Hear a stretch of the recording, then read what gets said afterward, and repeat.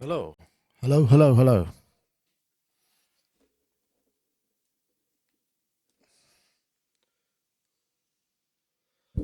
Hello, 1 2 2 2. Got there in the end.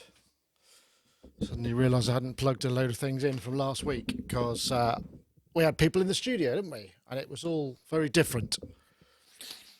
Okay, 1 2. Hello, 1 2. Yeah, check. It's quite quiet at my end. I can survive. Let's see who we got here. We've got Gaz and we've got Yoad. And my monitor is very dark for some reason. Hello, 1 2.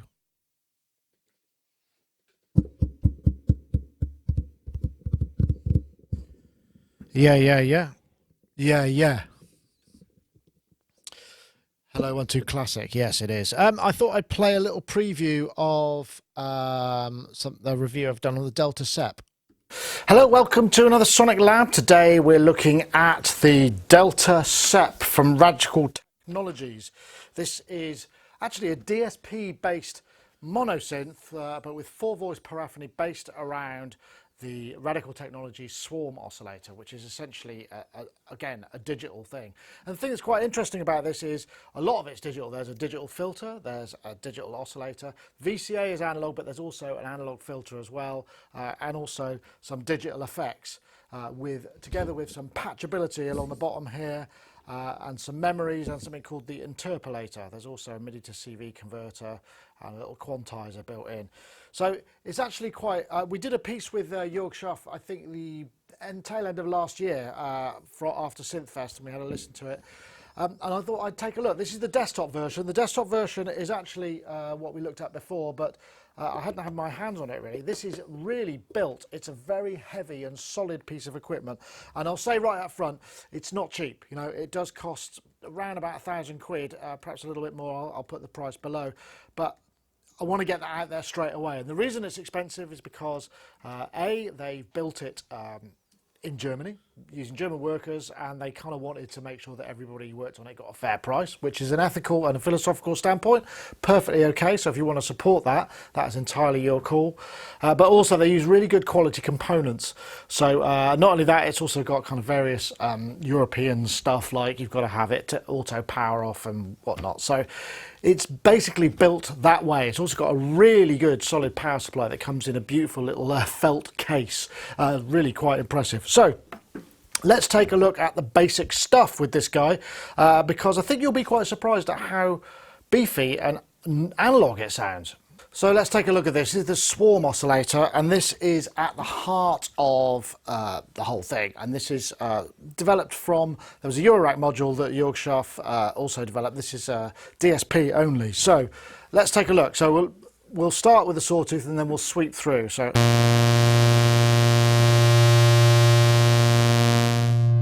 goes round to sine, which has got a good solid fundamental and some low frequency content, comes around to triangle, and then to sawtooth, and then to square. Sound pretty nice actually, these waves. With the Swarm oscillator we're able to clone these, so we can add watch the volume here. They bring up to 8 by dialing this knob, and then we have the detune between them. So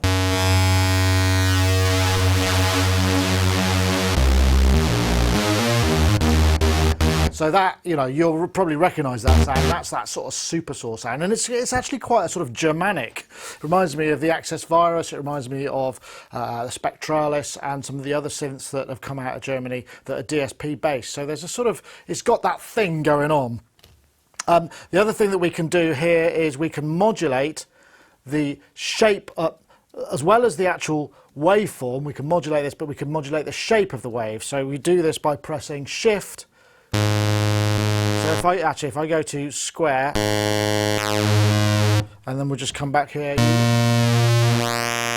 modulating the pulse width. Now, it's possible to do that via the LFO. This is a slight limitation. It seems like to me that it would make sense for the LFO to be normalized to the mod input, but it's not. So we have to patch it like this.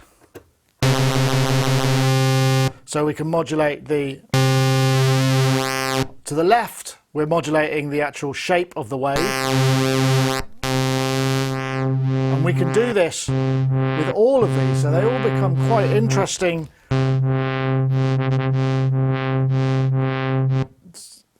shapes. But if we turn it this way, we're modulating the actual waveform. So those are the differences. So that gives us quite a lot of ability to deal with this. And again, we can dial in all of this. So yes, we can get pulse width modulation.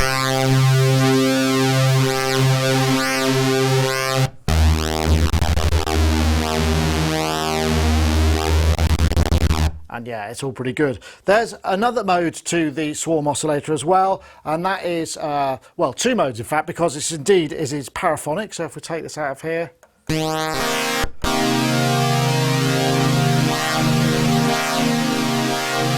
add some effects.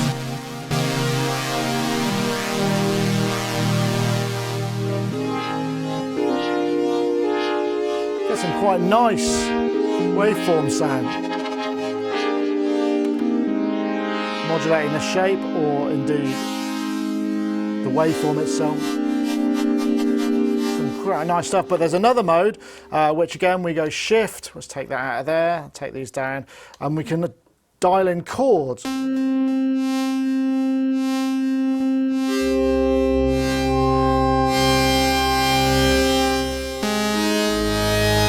Which are up to stacked up to 4 notes, and we bring those in with the density.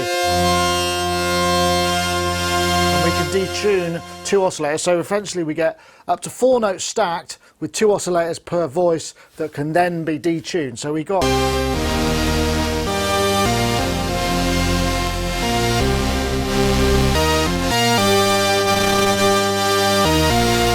some pretty radical, excuse the pun, and quite big beefy sounds, which is a monosynth, we've got a lot of stuff going on there. A couple of other things about this, we can set the mod wheel is automatically mapped, so we again shift and dial in do this without just sort of normalised, but like I say, it would have been nice to have the LFO normalised to the mod wheel, because without this doesn't really do anything. Also normalised to the cutoff, because without that doesn't really do anything. You know, and because there's so limited amounts of knobs on the front panel, we could have actually saved on a bit of shift functioning, which is one thing that is a bit fiddly. Now, while I'm on the subject of control, we can store all of this stuff. There's 40 presets in here, but we can't modulate all of the parameters. Like, for instance, modulating this, I think would make a lot of sense, but I can't do that. And at the moment, none of these respond to or send MIDI CCs, though this is something that can be easily fixed with a firmware update. And I suggest they do that pronto, because it would open up a lot of things. The only way we can actually modify this is by storing snapshots, and snapshots are in each sound. There are up to 8 snapshots where you can store a kind of snapshot of the panel and then morph between them, either using the knob or various other ways. So it is possible to modulate and change all of those things. It's just sort of removed from that immediacy of modulation routing. Okay, so let's get on to the filter. We'll start with our usual sawtooth in. And I should mention there are 3 kinds of filters. They're multi-mode filters. At least the first and the third are.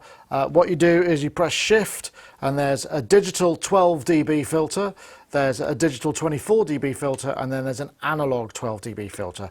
But I think you'll find the digital 12 dB filter sounds really quite good. So in low pass mode, we've got 3 modes for each one, and we can have them all together. But let's start with low pass. Take the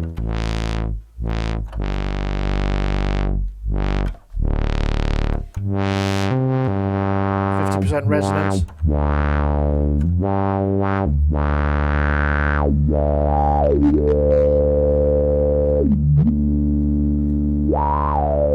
Some lovely harmonics in there, actually, has to be said. And then we've got,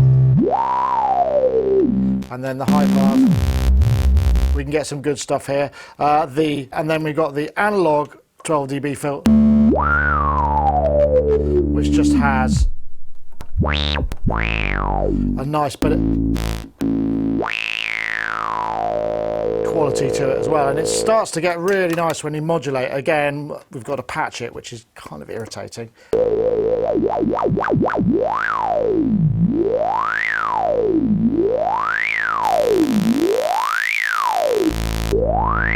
So if I actually just hold, so I press and hold this, we'll just jump between the filters.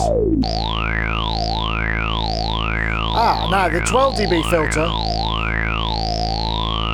is quite interesting because it's actually stereo. So you've got essentially the ability to have this modulation that comes left and right, and it's actually quite interesting. You don't get the same with the 24 dB filter. So analog 12, digi 24, digi 12. Nice. I like the sound of the digital filters, but it's nice to have the choice, and it's interesting that we get that stereo path as well. It's just, again, adds some more stereo imaging, and if you just want it in mono, you just unplug one side. I mean, it's a little bit old school, but yeah, you could do that, but you can have stereo. But they've all got a different characteristic, which gives you that nice extra flavour. So another thing to check is at the end of the treble for the level of the oscillators, there's this blue section which adds a bit of distortion. So if we go into a sine, add some release, add a bit of effect, and then start to dial it, maybe go into paraphonic.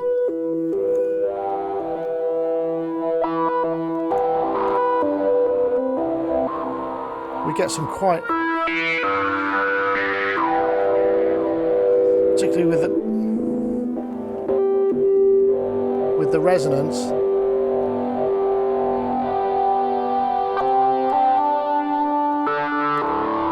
But while it is digital distortion, it's got some nice.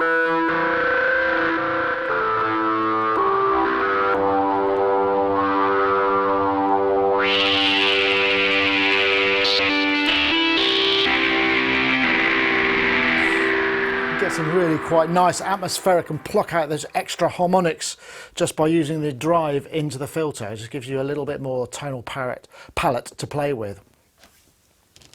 So I've got another little patch here, which is a paraphonic patch. Shows the chords off quite nicely. I'm just modulating the VCF. I press play. Let's bring the effects up. So this is the tape delay effects, which is effects algorithm. It's got a little bit of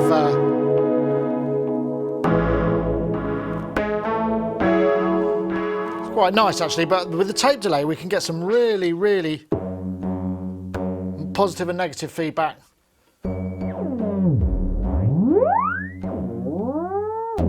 Almost a carpler strong, and then we can modulate.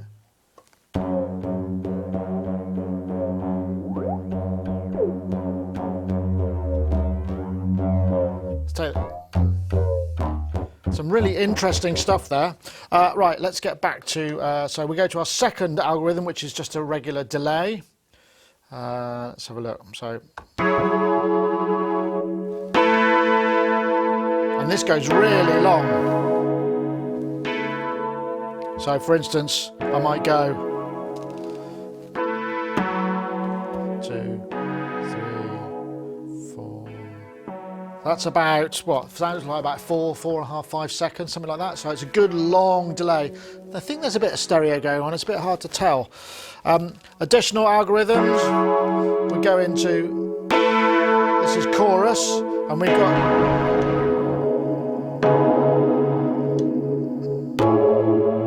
you get some quite extreme stuff. Goes quite high up.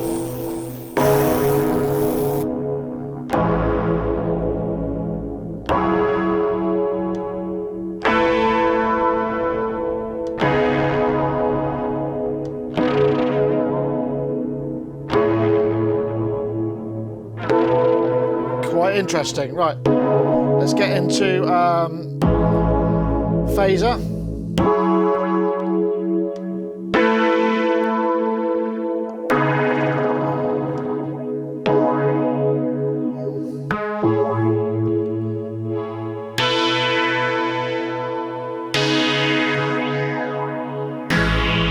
Again, you get some quite nice extreme stuff.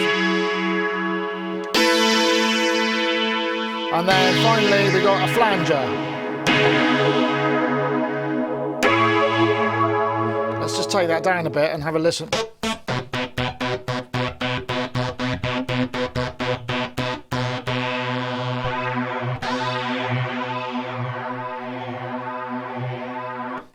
And again, we got the mod rate goes.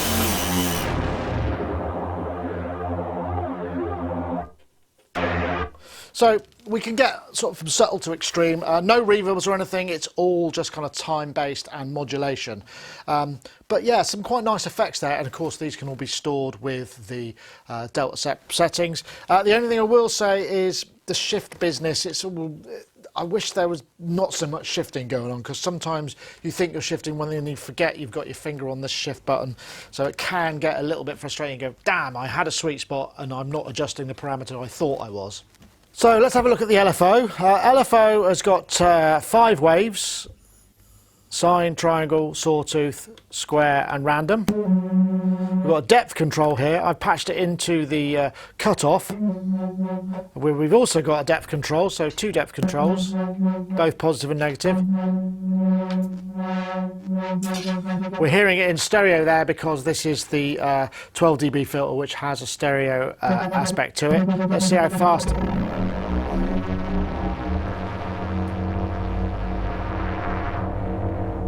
Get some interesting. I'm with you in 1 second. Some nice audio rate mod on that.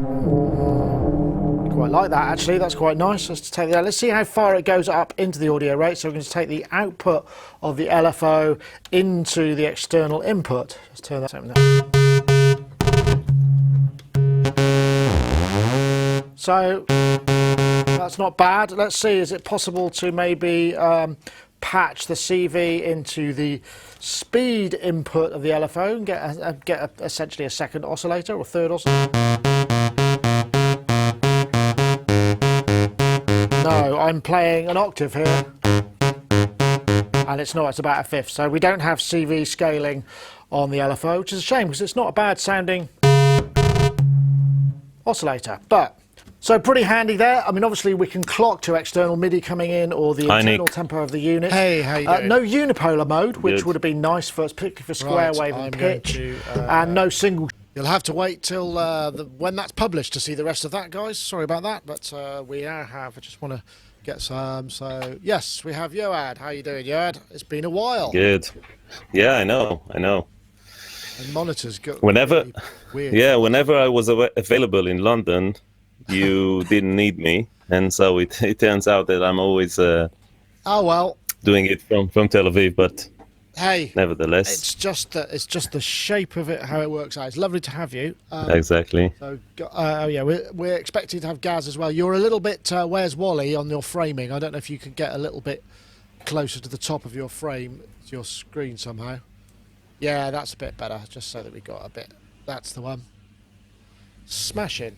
God, I need a new monitor. This one, you look like you're bright orange on this one, which I know you're not because I can see you on another one. I am. I think I am because it's quite sunny in Tel Aviv, and I walk every day to the office on a proper monitor, and it looks all right. So, yeah, it's okay. just a weird thing. So, okay, right. Yeah, I was just playing. I've been looking at the Delta SEP A, which is the Radical Technologies little mono DSP modular paraphonic, and it does sound lovely, I have to say. A little bit pricey, but hey, there's so many good products out there. I know, at the moment, it's so hard to choose. Oh, let me just go get the box of the next thing that I'm going to review. I haven't opened it yet because the unboxing I think will be quite something.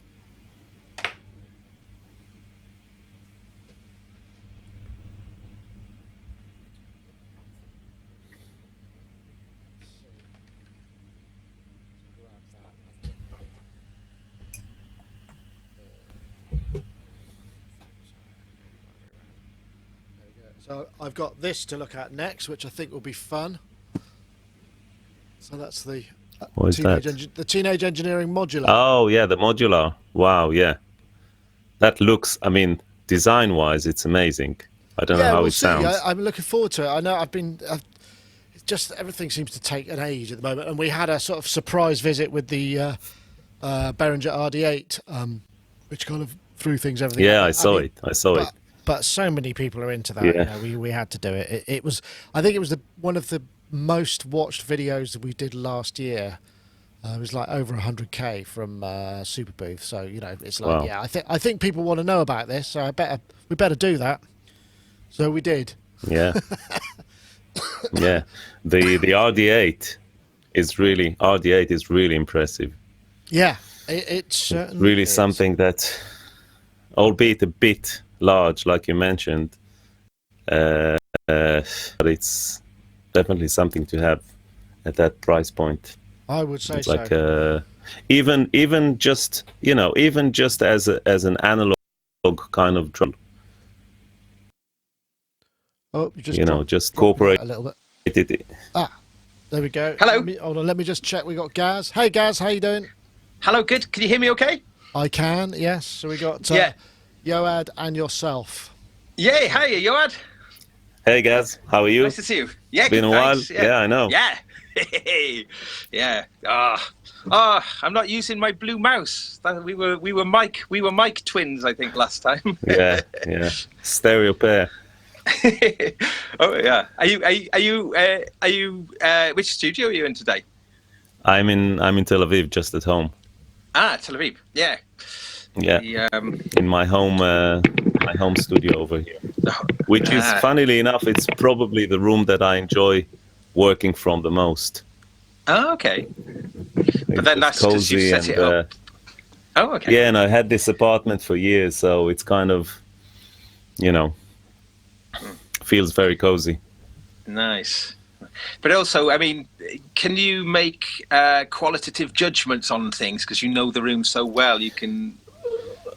Kind of. I know. I mean, I have those Alesis powered monitors, and the room is kind of treated, but it's a tiny room, so no, I can't take anything that I do here seriously. But then we have a really nice studio at Waves, Of course. and but it's good for edits and stuff, and it's good for making beats and arrangements and stuff. I have some guitars here, and I don't know, there's something about it which just feels kind of natural. Mm-hmm. Are those like silver discs behind you on the wall? Are they gold discs? What? Wow! Wow! Gold, platinum, loads of whatever them. you. Yeah. This Yeah, there's loads of platinum. Wow! There's loads of them. Blimey! Sorry, I've God. just realised I can't. I've tried to adjust my monitor and I've just got into menu hell and I can't see anything. There we go. I'm back now. That's all right. Hooray! I was just seeing like grey snow in front of me. I think that's going to be pretty difficult to do the show. Oh, and I've got another one over here which is doing the same thing. So let's just get that back out of the way. I've just realised I haven't set myself up properly. Okay, come on, monitor, come back. Yeah, there we go. We're back, and we're back in the room. Excellent. Oh look, and it's 4 o'clock. How's that for perfect timing? Whoa! Apologies. I'm coming out of your monitors. Yeah, that's fine. It was me. Not anymore. Off. Sorry. Right then. Okay. So are we? I just need to. I'm trying to find my. It's quite aggravating because they've changed the Facebook. I wonder if I can do this. Go live. Connect. Is this connecting to anything? No, it's not. So that's not working. Hold on. You're going to have to just bear with me while I set up the Facebook, because I inadvertently set it up on Chrome, which doesn't actually work anymore, and I'd forgotten about that. So 2 secs and I'll be back. Well, okay. I'm not going anywhere. I'm just not paying attention to what you're saying. Pay attention. Okay. Right, so... Yeah, so I watched the RD8. I was just telling Nick, I watched the RD8 review. Yeah. It's really good. It's really good.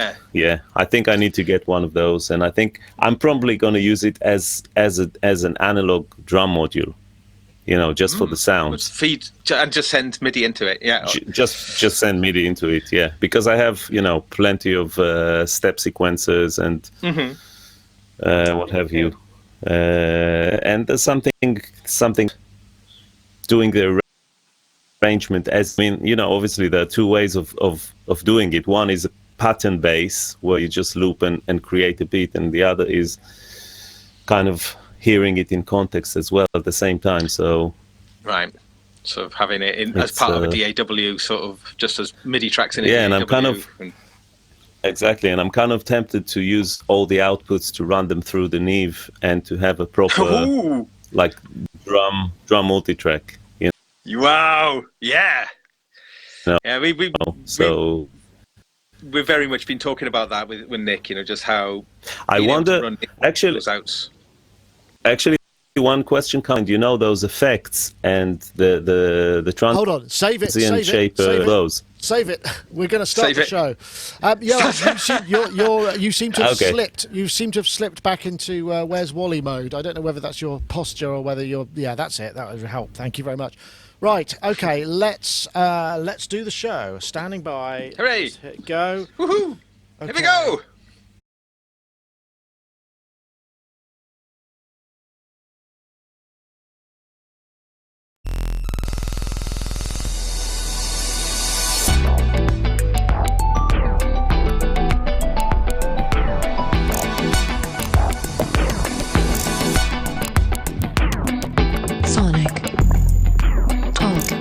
Hello, everybody, and welcome to Sonic Talk, episode 580. It's this week, not last week. Last week was a bit of a special case because we had a bunch of people in the studio, which was great fun, but it was rather disruptive to my normal flow of things, where I've got 580 episodes that have all had the same layout in front of me, and then last week it was all different. So I don't know where I was, but it was really good fun to have everybody in the studio, and we went out and had a lot of fun on that evening, had a lovely meal. So thanks everybody for coming down, and thanks for you lot for watching and all those things. This is Sonic Talk. It's a podcast to do with music technology.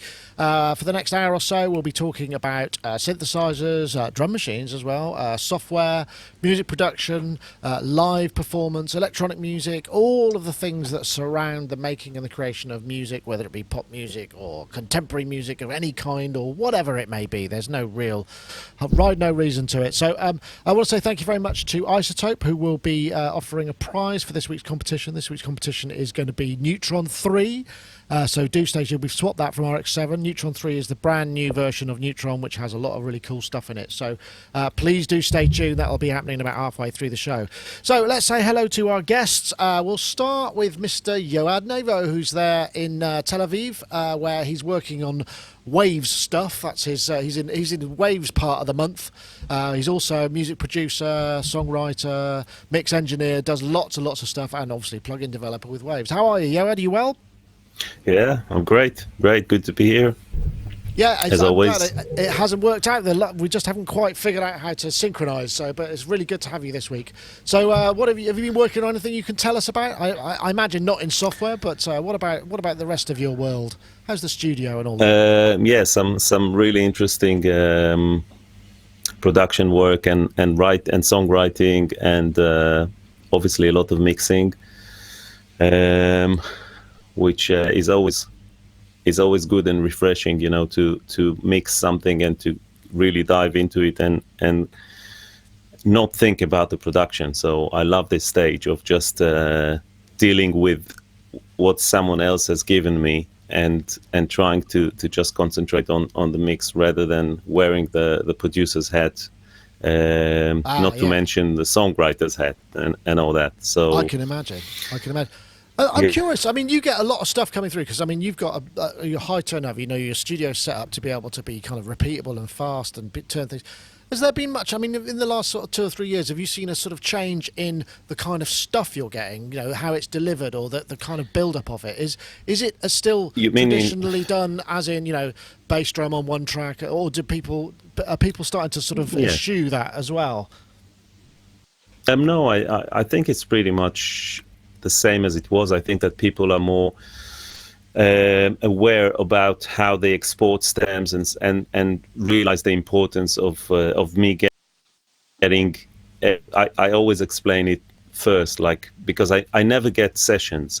I know there's a lot of mix engineers who get Pro Tools sessions and then they have to get all the plugins and everything because they just want more control over the mix. So they will start from the rough mix and then embellish on that. But I prefer working with just audio files. So I guess send me audio files as clean as possible, unless there's something like a guitar amp plugin or flanger or distortion or special kind of things, and maybe I'll ask for the odd auxiliary return print as well. But then I don't. Oh, I think we just lost him. Maybe he'll be back in a second. That was getting really interesting as well. Hold on. Sorry, we just lost you. But yeah, that makes a lot. I understand what you were saying about that. And it's interesting as well, the way that when you do that, then you've got... but I will then put... What tends to happen is, and you probably have this as well, is one has a mix done, by yourself or whoever, and then an artist or a record company go, oh yeah, I really like that, what they've done here, but I also really like what you did in your chorus. And then because you've got a completely new session with none of the stuff in place, you end up with these kind of massive evolving sessions. If it goes back to the artist, they might take, bits of yours, you might print stems back. Do you get into that situation with these ever expanding sessions that are bits of people's mixes? Not really, because I try to make my mixes sounding better than the rough mix, obviously, because that's the whole point. At the same time, I pay a lot of respect to the rough mix, and in fact I have it as my first track in the session, and it's always in sync, and I run it through a sidechain of a plugin I have on my master bus, like a compressor with a stereo sidechain where you can listen to the sidechain. So basically when I engage the plugin, I hear the rough mix with one press of the button okay, in place. Right. So I always compare, and I always make sure that I maintain the vibe. But yeah, so unless it's sounding undoubtedly much better than the rough mix, I don't send it. I just keep working on it until it does. Right. And right. And obviously, if there's the odd effect or something that I don't have the plugin or whatever, or the process or the preset or something, I'll either ask for the preset or for a print of it or something like that, if it's like a specialty kind of sound. And it's quite easy to do that now, because obviously you're fully networked up and you can get the stuff in and out. No, interesting. I just thought I'd ask that because, I mean, as someone who's getting a lot more stuff than probably you or indeed, hello, Gaz, I thought it was interesting. Anyway, Gaz Williams also with us as well. Gaz Williams, music technologist, bass player and drum machine thief of Old Berlin. Of course. Well, we saw you recently because you came over with the RD8, but how have you been since then? Yeah, good. Yeah, been very busy actually. A whole bunch of things. Doing a bunch of mastering at the moment, which is fun. Trying to fit the electron analog heat into mastering scenario is interesting. Doesn't quite do everything I wanted it to do in terms of being able to process multiple things. But if you're just working on one track and you put the analog heat in using the Overbridge plugin, and put it before, like using Ozone as Ozone's doing like the heavy lifting really, but then you put the analog heat in in front of it, and then you've got this really great thing of like like an analog processor and then the digital processor. I always maintain that there's something about analog distortion that, as good as digital distortion is, analog distortion always feels a little bit more dangerous. Like when you're going into there, it just feels a little bit naughtier, a little bit more, just like, oh, there's something in it. But so that's been quite fun because, of course, on the analog heat, you've got like a wet dry mix. So really, you got the 8 different distortion circuits, and actually choosing one of the really gnarlier distortion circuits, but only just blending in just a little bit of it. And you got an analog filter as well, so you can kind of like put it as a high pass and scoop out all the low, and just get some of that sparkly distortion harmonics, and then just blend it in a little bit. Yeah, interesting. Oh, it's great, and running Ozone at the same time which, as I say, is doing most of the hard work, but having that all downstream of it, so that's doing all the hard work downstream, and then just hands-on, just burning the sound a little bit. Yeah, sounds like an interesting workflow. Excellent. Definitely. I can tell you're enthusiastic about it. We love a person that loves their work. It's always good. Well, this week seems to be drum machine week, doesn't it? I mean, in so much as we published the RD8 video yesterday, which has gone bonkers. I mean, it's up to sort of as we thought. The reason we put it in because it's bumped a couple of things out of the way, but because it was one of the biggest videos of last year. I've got a little bit of it here. I think I had a bit. There's us. We're spending like 37 minutes talking talking about the drum machine. I won't. Obviously, I'm not going to play the whole thing, but we go into it in great depth. It's well worth looking. I don't think anybody else has had the opportunity to do that. Certainly with something this far down the line, and we understand they're about to press that button which starts stamping them out by the thousands. So we're hoping. I mean, I know it was promised in March, but it's going to be coming. I don't know. We haven't been given an exact date, but it must be pretty imminent. So I mean, I know. I know what you thought of it, Gaz, because you've been playing, but you've been playing with it a little bit more. But I know Yoad. I mean, you kind of you mentioned at the top of the show before we started recording that you found that quite interesting. You were sort of eyeing it with some. I watched yeah, I watched the review and it was brilliant, and all the functionality of the sequencer and the automation on the filter and all that, and the processing, which are in there, are quite interesting. But for me, I would definitely get it, but I think that I would incorporate it into my workflow more as a drum module.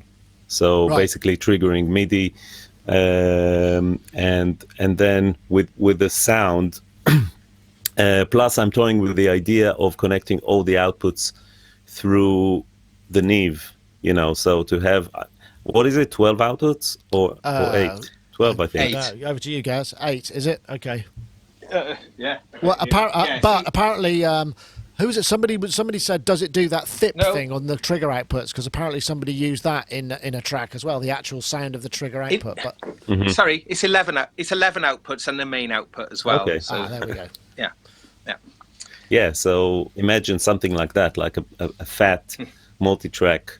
Basically to treat it like in the old days where an 808 were recorded into a multi-track through a mixer, so you could really sculpt the sounds before they go to tape, and then obviously after in the mix, but you already had like a really beefy kind of track for each pad. So and for that price, I mean, it's a no-brainer.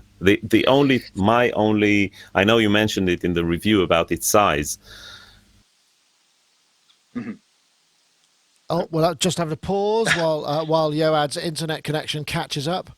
But we talked about that a little bit more as well, didn't we? The fact that sorry, you're back, and you're back in the room. Sorry, we lost you for a second. The size is a bit, and particularly for someone who's got that's the only limitation as far as I'm concerned, because it will be very difficult to find a place to put it in, really. But I think it will be, it can probably replace the machine, which I rarely use.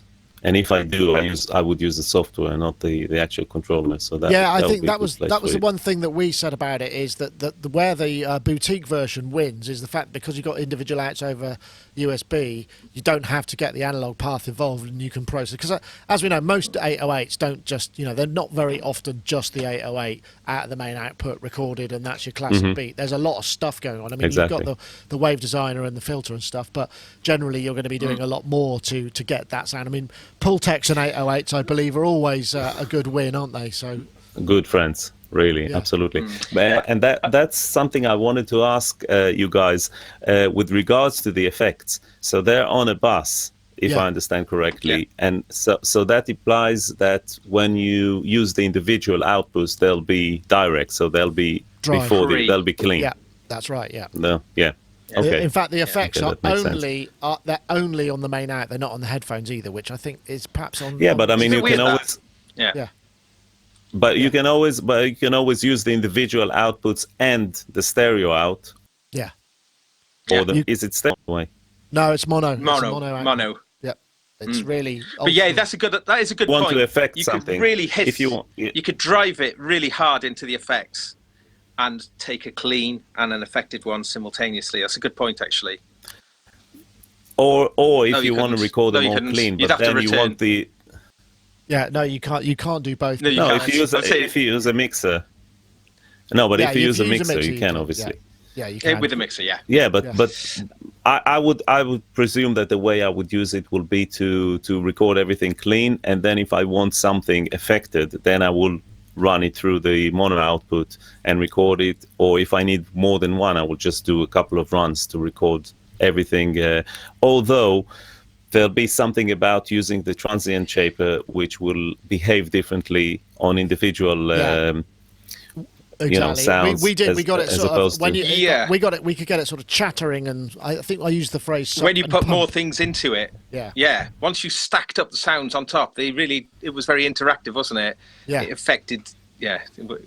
But it's but I would say though that the way I've got it set up to my left here. I've been really enjoying playing my bass guitar and using it as an accompaniment tool to my bass guitar, and just being able to reach over and punch stuff into it without having to get into the keyboard and mouse, and using using its bigness in a way. It's To interact with I've been it, right. finding that really inspiring. That it is quite easy to operate really in that kind of creative kind of space. So I wouldn't, I think the way you're suggesting using it is like absolutely brilliant way of using it. But I think if you were going to get it, I would definitely put it somewhere that you could at least reach it. absolutely. I'm just enjoying the concept of a $300 drum machine using up 12 channels of a Neve desk. I just think that's where each channel is probably worth a multiple of the individual drum machine itself. I like the vibe of that. It's got a sort of certain something to it. Yeah. Yeah, but that's how you get interesting. I have all my little Casio, little organs and stuff like that, and sometimes I just record them. I always have a guide vocal mic available on the desk, and sometimes I just record them through the speaker.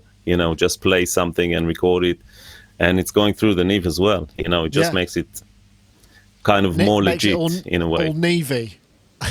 Yeah, exactly.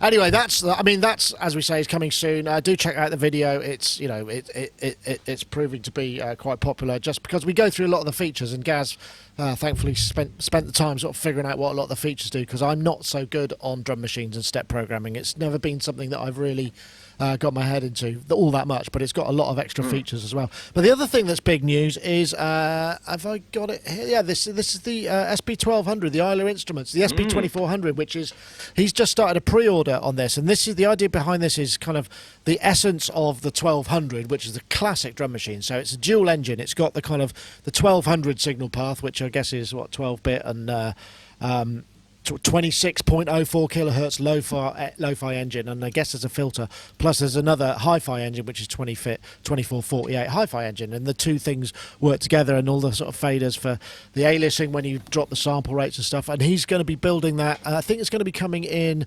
December, end of this year, January 2020, and I think it's 949 they're going to be going for. It's just an interesting idea. I know, Gaz, you had quite a lot of dealings with the Isla Instruments guy, because you had input with the chord bot and help with the development of that. So we know he's good. He did a Kickstarter. He's not doing Kickstarter this time. I think it's just, save that extra, pre-orders. however, 15% or whatever you got to pay to Kickstarter makes all the difference, right? Yeah, I think as well. I think this pre-order price is a couple of $100 less than it will be when it's at retail. Right. Okay. So if you are, so that's an incentive to get it. One of the things that's really interesting about this is that responding to kind of criticisms of the chord bot, Isla Instruments are going all out to make this a very premium unit. So it's got steel and aluminium construction, really sturdy, everything. They're really trying to really spec it very highly. So it's going to be a, like a heavy, it's not going to be a particularly portable unit. So it's, they're really going for a big studio That's got individual outputs for all the channels. It's also got some very powerful features. It can act as a USB host, which can host USB MIDI. It can also host thumb drives and the like, so you can get your samples up through there. I think, which is very cool. But really, for me, the killer feature is the built-in.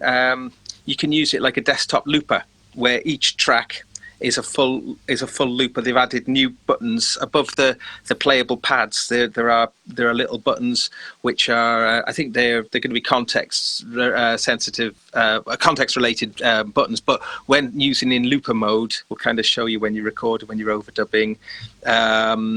So essentially, you can use it as concentric pops as well. 8-channel. Yes, yeah. Which so you got filters on every track. Panning. It's so I mean, where I thought this was quite interesting, especially in conjunction with what we were just talking about, what the Behringer RD8 has essentially done is gone, right, let's look at the 808 and take all the bits that everyone kind of wants, and then rather than make it a straight clone, make something that's actually modern and more useful than the original. And they're doing a similar thing here. So I think it's brilliant having those two modes. They have spent a lot of time making sure that the 12-bit mode, without the aliasing and all, that it's got all of the characteristic of the original. Now the original had like fixed filters, switchable filters, so not sweepable, but fixed analog filters on the outputs, and this has got them, but it's also got digital filters which are sweepable as well. Which I can say that digital filters are sounding pretty damn fine these days. I mean, you've got to check the Delta SEP review, which will be coming out soon. The filters on that sound awesome. It's an interesting idea, isn't it? I mean, I suppose the question is also that the legendary feel and vibe of the SP1200. I wonder how you do. I mean, how do you code retro timing? I mean, the original ran at 24 ppq, right. And this one will, but I think it's also going to have higher internal resolution, a higher one if you want. But I think when you talk about the timing, I think that the PPQ aspect of it is going to be a really important contributor to that. So the fact that it can do that. So I think, if you are a SP1200 aficionado, I think you'll be very satisfied with this, with its intention you can do the exact workflow on it.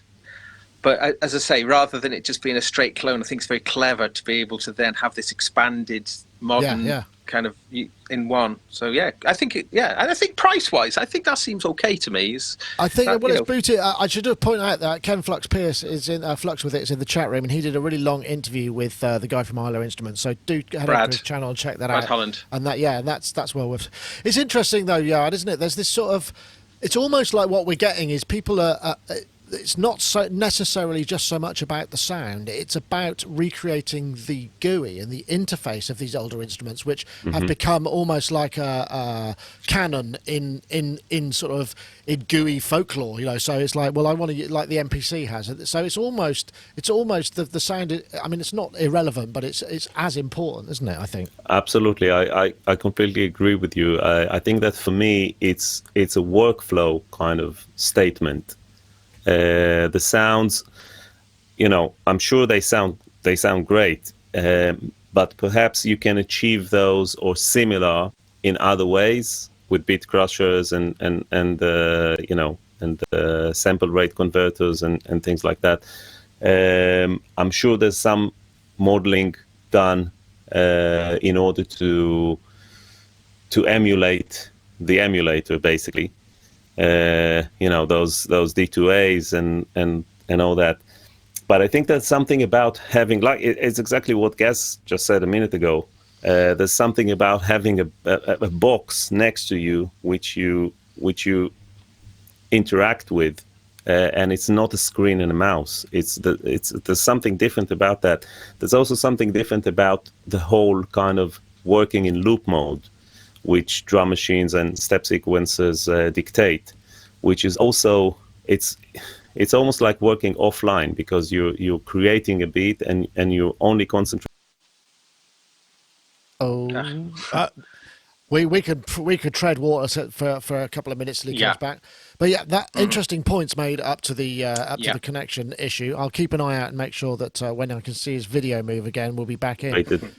Sorry, we lost you again. You were talking about the workflow side of things, and I totally agree. I mean, it's interesting though. I mean, you can imagine a situation whereby we're just going to be these sort of individual massive interfaces of other things rather than a central, for many years we've all been working towards this idea of a central kind of universal control service that will enable us to interface with all our software and stuff, and we don't have to kind of move around. But actually, maybe now we're starting to think it's better to have individual and dedicated hardware for specific tasks. And that's the that's maybe where we're going. Mm-hmm. Yeah, it's in a way like this term that Roland coined, which is plug out. And this is exactly what we're seeing. We're seeing more and more. We're actually plugging out. So we're using DSP in pedals and in external boxes and things like that, just because of the workflow and the kind of result that comes with it. Or kind of stems from it, which is different to a linear kind of working in front of a screen sort of way. Yeah, I know, I would totally agree. Anyway, the Kickstarter, the pre-orders are open. Yep. I don't know how long they're running until, and there's also, you should read the whole thing before invest in anything with pre-orders, whatever it may be, whoever in it is, because obviously you're paying up front for something that comes in. But I did hear in the interview with Flux with it is that, they will obviously be offering full refunds for people if you change your mind in between the time that you ordered it and the time that, because dates can slip a bit and it's a lot of money to tie up. But obviously you don't want everybody to do that, but they're just saying they will honour that. So that's all good. That's all good. It's all done with the right kind of approach, as far as I could tell. So yeah, that's that. I guess that's the drum machine thing this week, Gaz. You sound like you're about to. No, say there's something. more drum machine news. There's more. Oh, really? Well, wasn't the IK Multimedia Uno drum out this week or something? Is it? I know it's been announced a while ago. Yeah, shipping. Yeah, that's very true. That's a cracking little box as well. So, that is. I like the look of that. The only thing that surprised me is because the Uno synth was what, 99 quid, and that's 249. No, 150 quid. 150 quid was it? Yeah. And it's another 100 quid. I think so. A little bit more actually. 180. A little bit more expensive to me, the drum machine, but I guess it's doing more. But that looks like a lot of fun. Oh yeah, and it sounds really good as well. I mean, it's got a lot of character of its own, that little thing. I think that's certainly why it's worth investigating. And it's got some really interesting little kind of performance quirks to it as well. That is, it's packed full of stuff actually. Well worth checking out. But actually, the Uno synth is really good as well. I gotta be honest. Did you review that, Nick? I did review the Uno synth. I like the sound of it. I mean, I find the whole kind of parameter matrix can be frustrating, but I seem to recall on that one it was actually quite intuitive. It's just it uses exactly the same thing that the early Dave Smith parameter access synths used, and which is fine and it can work as long as it's logically weighed out. And from what I remember, it is, and I think I don't think I had a bigger problem with it, and it did sound pretty good for the money. Those little preset modulation sort of buttons are really, really cool. So a simple little idea, but I think that though, but is the sound. The sound really got me with it. I just thought, very pleasing. So it kind of spoiled now at this end of the market for drum machines. Oh, we are, aren't we? I mean, for years, it was like the sort of the later Dr. Rhythms and whatever, those kind of drum machines very out of vogue now. We've got. It's interesting actually. Those say like is it the DR880 or whatever? One of those drum machines. So much stuff in it, so much facilities, but really like a kind of workflow that's not that desirable. You know what I'm talking about? The sort of like later 90s, Yeah. 2000s. It was sort about of cramming drum in. machine. It was cramming in the stuff rather than just making it a workflow thing. Yeah, I know. I totally agree. I mean, as Yeah, with a and lot, those as drum with a mach- lot of instruments, as digital stuff Yeah. came up, you know, the design interface, the workflow interface, just wasn't. Yeah. It wasn't catching up with the technology that But it was this- trying to control. They're trying to also sound like real drums and failing, you know, because they can't compare to your big multi-sample VST drums. No, that's sort true. of that can sound like real drums. So they sound like horrible pretend drums, which really date and make music sound super naff. However, when you use sounds like the 808, which do not sound like acoustic drums, that a bit more timeless. circumnavigates it circumnavigates the naffness, I think. Yeah, I don't know. I mean, you know, if you put a lot of congas and toms from an 808 in a track, that'll age it pretty well, I would say. But yeah, I take the point. Yeah, but those sounds are appealing. They're you know, you sort of call it the bibble bubble toms, didn't you? Yeah. Or bibble bubble bubble, bibble bubble bubble. Yeah, I suppose. High, mid, and low. Yeah, that's very true. I'm going to take a break because we need to have a word from our friends at Isotope. But before I do, I just wanted to pop something because. Let me find it. Yes, it's Failed Muso said he's going to have an Uno drum on show this weekend at Synthesized in Cambridge. So Failed Muso, if you're going to Synthesized, it's a synth show in Cambridge, UK. If you're going, you'll be able to see it. I did go, I think, once, but I don't think I'm going to be able to make it. It's quite a long way. Anyway, let's have a word from our friends over at Isotope.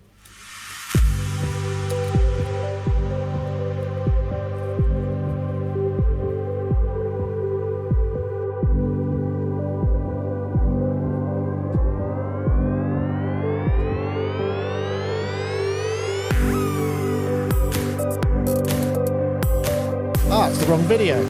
That's not going to work, is it? What I realised I'd done is I'd loaded a previous version of Sonic Talk because we changed prizes last week, and last week was the actual the one of it was when we had 4 people in the show, and that's when we changed. So I'm going to see if I can find it because that's a bit embarrassing. Really. Yeah. That's What's I the just new saw prize? I was trying to do it.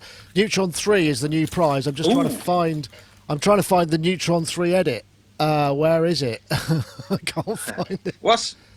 Oh, that's annoying. Neutron 3. There we go. I think I've got it. Okay, here we go. Sorry about that. But I guess it means that Isotope get a double plug, so it's not all bad. Presenting Neutron 3, the modern way to mix.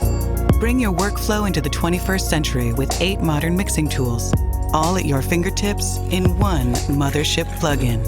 Starting a mix can take a while, but with the all-new Mix Assistant, Neutron can listen to your audio and quickly suggest a custom starting point for an individual track, or set levels for your entire mix.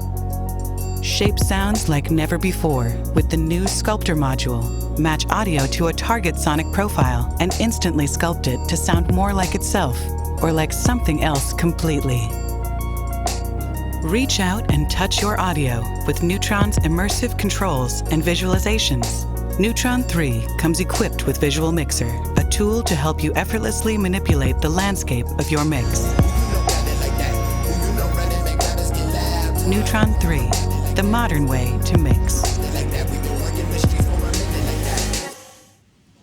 And that's, of course, if you go over to isotope.com, you can check out the latest version and get a download.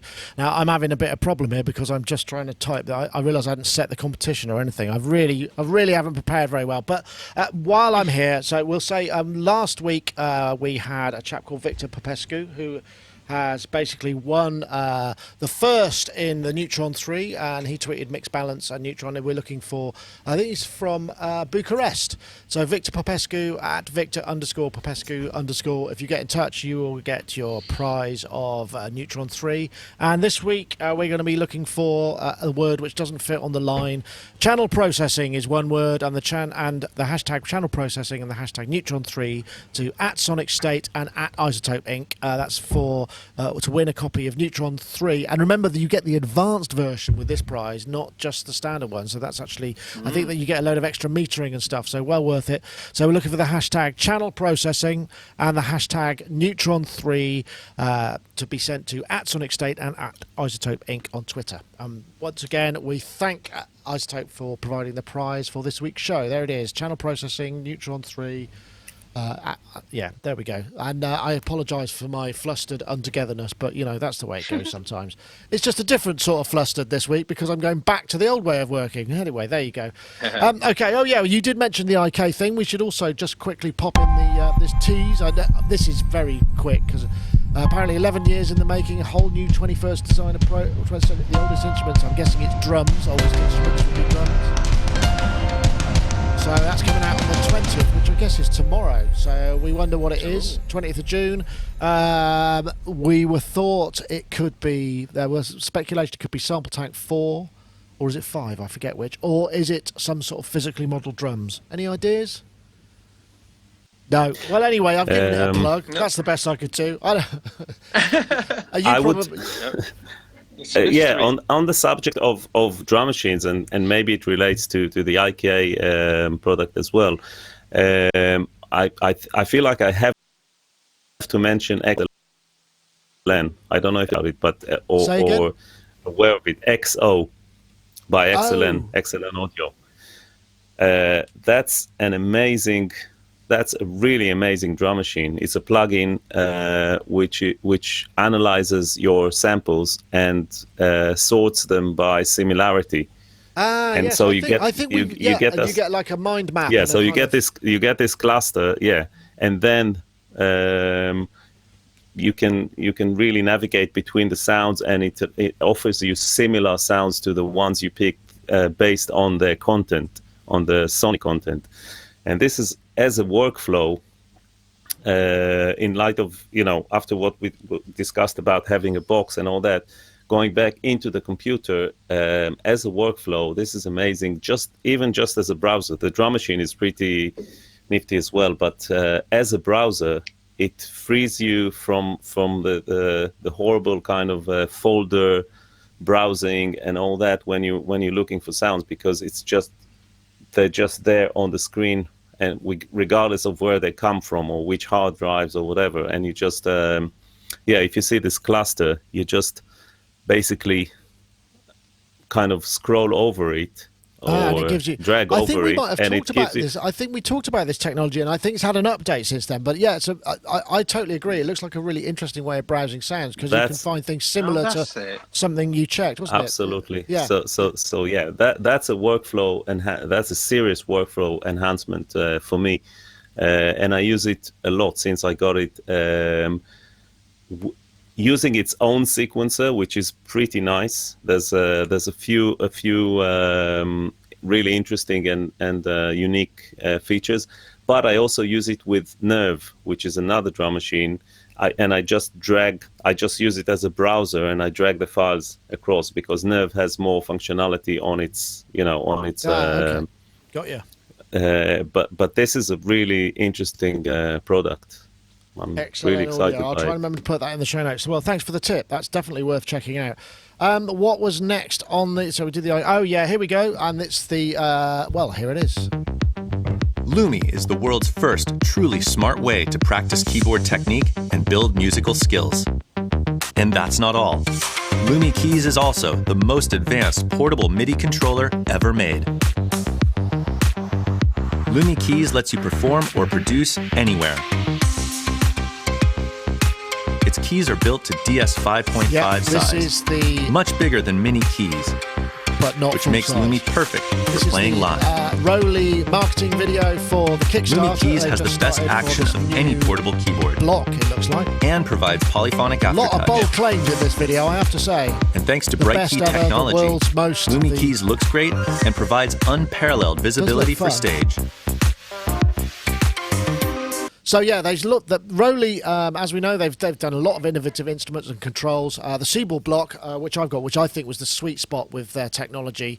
And I know Rich Hilton's a big fan of the Seaboard. He's put a lot of time into playing it, and people who kind of get it really, they become evangelists for the whole thing. So Rowley's next phase, this is something that it looks like what they're trying to do is trying to go into kind of broaden the market a little bit and aim to kind of go for, you know, there's a lot of stuff about you don't have to know what you're doing. It'll teach you how to play because the keys light up, and that's all really good. It doesn't have MPE, but it does have polyphonic aftertouch, and it obviously has the light up keys. Blinky lights, what's not to like? And, you know, I must admit, I was a bit cynical about this because I thought, you know, it's not going to do. But I checked the Kickstarter, which was only 3 days ago, and it's over £500,000, and it's still got 28 days to go. There's a picture of Roland Lamb there, who's the CEO, who's doing a lot of very, but it's a bit overly slick marketing and full of rather unpleasant marketing speak for my like. But it's going to be looks like it's going to be phenomenally successful. I don't know. I mean, you can clip them all together, can't you? So you can create an 88. The clipping them together. Yeah, which I mean, the clipping them together is the key thing there, isn't it? Because I mean, you can build a full size. Well, they're not. Yeah. How big are the keys? Do they say? I don't know. Actually, they did say this is still has to kind of work. Every time I look over this number's going up. Yeah, wow. It still has to kind of conform to the blocks format, doesn't it? So I guess because, but it works with all the other existing blocks, so you can make a hybrid keyboard rig. And I think, like with the Seaboard, it will automatically work out which is the right octave to be in. Oh, that's good. Well, you'd hope. But I wonder how much are they? There's a whole load. I mean, basically the real early bird stock gone. They've sold 750. How many backers have they got now? They got 2,777. The lowest you could have bought it for was 130 quid. And I think currently it's, which isn't so bad. I think 147 is the lowest price you can get it for because that's no longer early bird. So for about 500 quid, then you could get like a pretty big polyphonic aftertouch keyboard with all the other bits, which is foldable. Which is foldable. That's a good point. Yeah. That's a good point. Very good point. Yeah, but only communicates over USB or Bluetooth, which is not so fabulous. And from my point of view, really? It's got USB though. It's got. Yes, that's true. I do beg your pardon. It would be nice if they did a MIDI block. If they did a MIDI block, that would be good. So you could just plug a block into it and it gave you a load of MIDI ins and outs. Please? Great idea. Thank you. Yeah, you can have that for actually, no, they can't have it for nothing. They've had so much money in funding. I want royalties. I want payment for that idea. But yeah, good point though, because that's the thing. You know, it still squirts you through a kind of USB-C connector. So, which is all very well and good if you're connecting into instruments or things of that generation, but you know, okay, but interesting. I mean, the fact that it all lights up's got quite nice stage, like a nice thing on stage, hasn't it? It could look quite cool. It depends how bright it is, because I remember when we went to see the blocks, we went to the Rowley booth, and it was really, really dark. And we went there to film stuff, and we just couldn't see anything, you know, because it showed off the LEDs on the blocks. So, you know, they look great, but you kept bumping into people. It was really dark. Whereas this does look a little bit brighter. I mean, this video is just, you know, it's just got some sort of animated GIF. It does look quite nice in terms of colours. I wonder, I mean, you know, yes, I can see that there are probably a lot of uses for this. They're constantly trying to go for the education market. You know, they need to start making a load of money because they've had a lot of investment, and I'm not saying they're losing money or anything, but presumably those investors want, you know, a big return, and they want it, you know, now. So there's pressure on them to make these products more accessible and more whatever. Well, it's interesting. Yeah, this has got maybe more mainstream approach than their other things, hasn't it, really? I guess, definitely. By taking the piano format. I don't know. Yoad, I know you've got all your kind of nifty little workstations and things that you sort of slip into the master section of your Neve. I mean, yeah, you have to confess something like that in it would look quite nice, wouldn't you say? Absolutely. Absolutely. I have to check its dimensions and see if it fits, because at the moment, I mean, one thing I would say with this regards is that I do have the keyboard, like a small keyboard with mini keys. I don't remember whether it's M Audio but it was the only one who had 2.5 octaves, and it fits in a 19-inch. I'm not sure whether it's what make it is, but it's nice. So if this one can replace it, that'll be great. I think the main point for me with this one is that it has what appears to be normal keys, rather than the rubber kind of the gummy bears. So I think as I heard Div Kid call exactly. them, And I just when I tried it, I just couldn't get my head around it. It's not, I'm not a pianist, so it's not my main instrument. So I don't know. I just it does require. It's not. You're right. It's not the sort of keyboard that you can just pick up and use instead of a keyboard. It does require, and it's great for the expressivity. I think the thing with this will depend on how it feels to play, what the velocity response is like. And those exactly. Sort of too, I think that the I don't remember the model, but the first couple that they made, I can understand how it can be useful for playing solos and things like that. With all the express stuff, but just to piano for me, or something like that, something which is more kind of keyboardy like, I found it really frustrating. And this one seems nice, and they do stress it has the best touch or whatever. So that'll be interesting to see.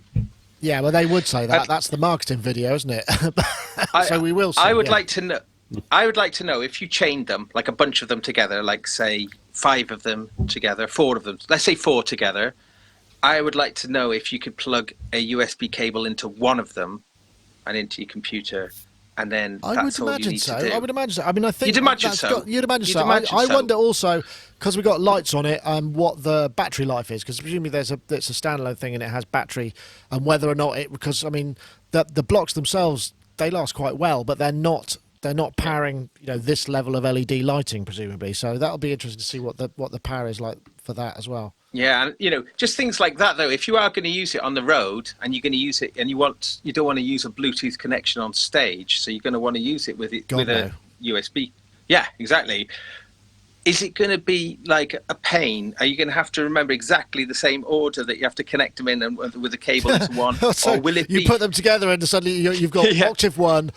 Octave 3, octave 4, and it's all completely. Yeah, no, I'm sure that would be insane.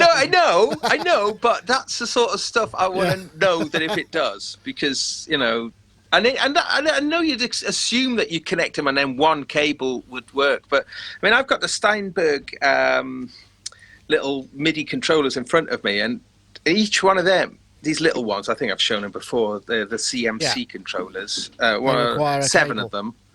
And everyone needs its own USB port. And, there's no way to. Yeah, but that was. But anyway, those are years old. Yeah, they are old. I just wanted to put something in the chat. Hold on, in the chat room. Steve Elbow said I chained 3 of them together so far off one USB-C cable, and that's the Seaboard block. I think the little guy. So. Oh yeah. So. And that worked. Apparently so. Okay. That's probably okay. That's cool. That's cool. Yeah, but even if you have to carry with you like an 8-port USB hub and a few cables, it's not the end of the world. You just put it in your bag, and the whole thing fits kind of nicely in a small kind of package. Yeah, that's thing, true. That point you made about the 88 key foldable keyboard is quite impressive. I wonder what it's like to play. I think because obviously it's going to be, it's not a full size key. But it's somewhere in between. So I don't know. I've got small hands. It probably suit me all right. So. If you're giving it the Little Richard, giving it the Little Richard on the stage. Although giving it the Little Richard can have the wrong overtones there. But if you've read Little Richard's history, blooming heck. No, but let's leave that alone. Yeah, but really, or Elton John, or well, the same goes to him as well. But getting the foot up onto it, clunk.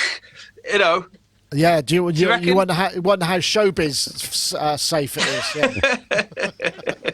That's a fair point. Well, if you could stab it Keith Emerson style. Yeah, that's what I want to know. I don't think No? that's probably what it's Maybe designed once. for. Mind you, Yeah, once. when we tried to destroy the one at the Towman thing of the Rowley seaboard, the seaboard block, it took ages before that thing died. It's like power drills and saw in it, and it carried on working. I was actually quite impressed. That was quite impressive of it. Whereas if you store it upright for too long, the keys stop working. So there you go. Do but they? It wouldn't, well, I mean, it has to be for a very long time, because what happens is the gel kind of slips. I mean, it doesn't stop working, but the gel slips, so you end up with it, and then you have to put it back down and leave it to kind of reseat, because it's a fluidy sort of thing. So yeah, you have to be a bit careful with those. Don't prop them up. Don't store them on their end. That's not a good idea. Did you go seaboard, Yoad? I can't remember, because I know a lot of our panelists did. You haven't gone for... No, of course, you did say that you didn't get on with it, of course. What am I thinking? Yeah, I tried it, but no. Well, it's available... Maybe this one, hopefully. Yeah, I was wrong. Apparently, it only started yesterday, so 500 and it's gone up even more. So I keep trying to catch it so that we'll see the numbers spin round. Basically, but it is 28 days to go. Mainstream. Launched a lot, mainstream, and there's a lot of total mainstream, quite horrible marketing speak in it. Which, if you forgive that and just want the functionality, that's fine. I mean, everybody has to do what they got to do. Well, apparently it works. Yeah, well, it seems to, doesn't it? It does. That's true. I'm just an old git. I'm just curmudgeonly about it. Okay. Never. Never. I did have another video here, which was the Antelope audio, and I looked, and I can't remember where the topic came from, and I just sort of realised it's like a year old. So I don't know if anybody had anything wanted to add to that, because basically the Antelope audio, we'll give it a brief mention, honourable mention. This is the Discrete 4. Let me bring that up. The Discrete 4 Thunderbolt and USB audio interface, FPGA and DSP. So it's a I better press that button, then you can see the picture.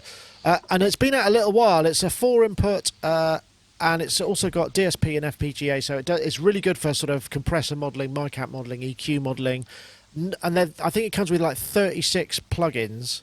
And it's about 900. It's about $1,000. So it's in the sort of Apollo twin kind of vibe, but it doesn't have the same level of plugins, and I guess they haven't done the same sort of stuff. But I mean, I don't know whether do you use power? I guess you would use Wave Grid, wouldn't you? You Waves Grid, Sound Grid, yeah, Sound Grid stuff rather than than anything else. Basically, I think the difference between the Apollo and the Antelope, and I'm not 100% sure I'm right. So if I'm not, then apologies in advance, is that the fact that with the Apollo plugins you can run them on the mixer, so you can record through them, but you can also obviously run the UAD plugins in your DAW. And I think that I assume that with the Antelope one, it's like the RME and the Mark of the Unicorn interfaces, where you can use the plugins only on their mixer or within their mixer. So that means that you have to use multiple outputs.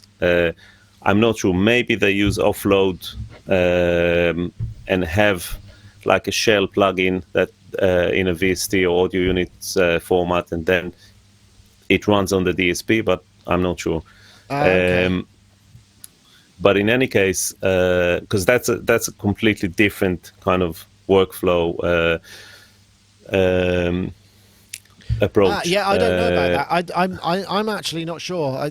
There's not that much information, but I thought it was worth mentioning because I mean, basically, so far, I mean, UAD have kind of cornered that. I mean, Waves have their thing as well. But am I right in thinking that the SoundGrid stuff is generally used more in a live setting than perhaps in a studio no, there's setting? the LV1, which is the LV1, which is the live mixer, which runs on the same server, on the same DSP basically, and there's the Studio Grid, which is what I use, and it allows me to connect multiple computers in different rooms and use basically the Neve and the converters that are connected to the Neve as a part of an inventory. So I can do like a summing mix in another room using some of the channels of the Neve while I'm recording through a different mic, through a different channel using the same system, so it's completely transparent in terms of your IOs. So all your IOs, wherever they are, Oh, that's really appear interesting. as I part feel of. I feel like we Yeah. should do a piece on this because I don't think I totally get that anyway. I would but- be happy to. Yeah, well, I would maybe be we happy should to. at some point. But, sorry. And then you can run your plugins on the mixer, but you can run them in Logic or in your DAW and just use the processing power of SoundGrid in the same way that you can do it with Apollo. Right. But it's but I mean, it's quite interesting to see those high-end portable interfaces. I use the Focusrite Scarlett, the small thing, and it's fine for, but I haven't tried the Rupert Neve Steinberg interface. I think this should sound really good. Yeah, Gaz has. Let me introduce you to my friend Gaz because we did a piece on that, and it's the one sorry, with I missed it. the Transformers, isn't it, Gaz? And that did. Yeah. There was a certain magic something about it, wasn't it? It wasn't like having a Neve definitely. desk, but it definitely did something, right? Oh, it definitely, yeah. And I mean, it on nearly everything. There was a few things I found strangely when I put acoustic guitar through it, mic'd up, and this may be a combination of the microphone and the acoustic guitar, etc. But that was the only thing I didn't like. Everything else I preferred it in. Like things like vocals, it just gave it that lovely little presency peak that I liked it. As an interface, it didn't have enough expandability for me. It didn't have any ADAT expandability, or for a Well, there mid-price. are. Isn't there one that does? Because I don't think that was. There's another. Not one that in the does. Neve range, not in the RT. Okay. I beg your pardon. Sorry, yeah. But it was very good. I mean, if you were looking for a very simple, very, very simple audio interface, because it was very simple. And quite portable. Then it was. Yeah. What's not so good with that, though, is the it's got some DSP in it, which is I think it's like using some Yamaha DSP. So there's the Rev X and some other. It was a bit clunky if you wanted to use the DSP, but it's okay. It sounds good, but the interface was a bit clunky. But yeah, just exactly. switching those transformers. That was my point about the workflow. When you mix and you don't want to get out of your DAW, so you don't want to have buses going to different outputs, and then in the sound card interface mixer, basically route them into effect returns and then routing them back into Logic or Pro Tools in order to record them and print the mix. So that's kind of a cumbersome way of working with it, which at this day and age I don't think really justifies the offload that you get. So you can use a Rev X or something like that on your mix, but is it worth the effort? If you find or if you like it, you can use a convolution reverb, run a sweep through it, basically capture its sound and use it in your DAW, which is what I would do for something like that. Cool. It's another option anyway. Okay, well, I think we've reached 5 o'clock, and it feels like it might be a good time to kind of wind things up. Maybe we can. There was one other topic, but I think we can get onto that next time. There was just one bit, though. Yeah. There's just one thing about that, though, about the plugins being FPGA powered with the Antelope ones. And I was trying to work out how that would kind of work, because with the FPGA stuff, they process stuff at like, is it like 2.6 megahertz or something? And so that in itself applies that you probably wouldn't be able to run those plugins in your DAW unless there's like a massive kind of wrapper or something like that, which will probably be based on even something like real-time streaming, because that will be an easier way almost to convert or to basically get those two different methods of processing to talk with each other. Right. I think the FPGA, from what I was reading about it, they use it to almost configure like a component model or a component level on the fly. So it's good for modeling mic amps, EQs, and things like that, because effectively the FPGA is being programmed to be a set of resistors and signal paths. It's like a hardware software path. So yes, Exactly. not a DSP. It's actually a physical No, it works link in a to completely it. different Yeah, way. it works in a different way. Yeah, that's right. I think that's sort of cleared it up, kind of a very low. I don't know. Maybe we'll do a special on the difference between FPGAs and DSP one day, but perhaps not at the end of the show. But anyway, thank you guys. It's been great as ever, and thank you ever so much for joining us, Yoad. It's been lovely to have you, and I hope we can get you again. My And pleasure, I as would always. love to talk to you a bit about the Studio Grid stuff when we get the opportunity. So maybe we can make that happen at some point. Okay, let's do it. Okay, and thank you for joining us. And also, Gaz Williams, thank you for joining us as well. We'll see you later in the week. And thank you for the RD8 piece as well. That's gone down very well. I don't know where we are at the moment on that. But Fingers crossed it's going to do 24. I want it to do 24,000 views in 24 hours. So that's what I'm hoping for. okay. At 24-bit. At 24-bit. Yeah, there we go. 24-bit. Well, it is analog, though. Yeah, so I don't know how that would work. But that's yes, true. I take your point. Yeah. I think it probably will, actually. But Do you yeah, reckon? So, I think so. I think That it might be a will. record for me to be on something that's done that. Well, there you go. Yeah.